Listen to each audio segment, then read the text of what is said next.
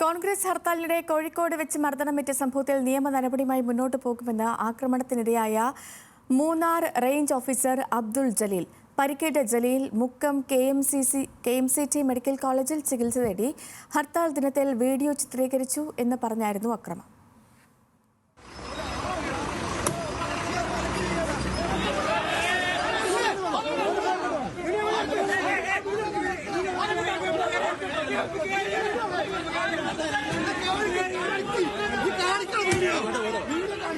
ഹർത്താൽ ദിനത്തിൽ രാവിലെ മുക്കം ബസ് സ്റ്റാൻഡിലായിരുന്നു സംഭവം. അവധി കഴിഞ്ഞ് ജോലിയിൽ പ്രവേശിക്കാൻ പോവുകയായിരുന്ന മുക്കം സ്വദേശിയായ ജലീൽ സമരക്കാരുടെ ദൃശ്യമെടുത്തു എന്ന് പറഞ്ഞായിരുന്നു അക്രമം. മാനന്തവാടിയിലേക്കുള്ള KSRTC ബസ്സിൽ കയറിയ ജലീലിനെ ബസ്സിൽ നിന്ന് ബലം പ്രയോഗിച്ച് വലിച്ചിറക്കിയായിരുന്നു ആക്രമണം.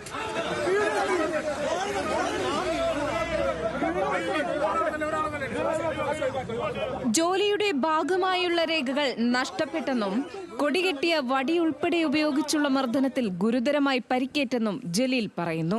ഞാൻ വീഡിയോ എടുത്തിട്ടില്ല. വീഡിയോ എടുത്തെങ്കിൽ തന്നെ അതിനുള്ള റൈറ്റ് ഒരു ഇന്ത്യൻ സിറ്റിസൺ എന്ന രീതിയിൽ എനിക്കുണ്ട്. ഇതിൽ പറയുന്ന ആൾക്കാരെ എന്നെ ആ ബസ്സിൽ നിന്ന് പുറത്തിറക്കുകയും ക്രൂരമായി മർദ്ദിക്കുകയും ചെയ്തു.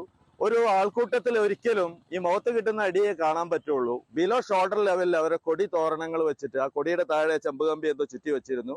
മുതുകിൽ ഇടിച്ചിട്ടുണ്ട്. ഞാനിപ്പോ KMCT ഹോസ്പിറ്റലിൽ അഡ്മിറ്റിലാണ്. എന്നാൽ വീഡിയോ ഡിലീറ്റ് ചെയ്യാൻ പറയുക മാത്രമാണ് ചെയ്തതെന്നും മർദ്ദിച്ചിട്ടില്ലെന്നുമാണ് കോൺഗ്രസ് നേതാക്കളുടെ വാദം. എന്നാൽ നിയമ നടപടിയുമായി മുന്നോട്ടു പോകാനാണ് അബ്ദുൾ ജലീലിന്റെ തീരുമാനം. ന്യൂസ് മലയാളം, കോഴിക്കോട്.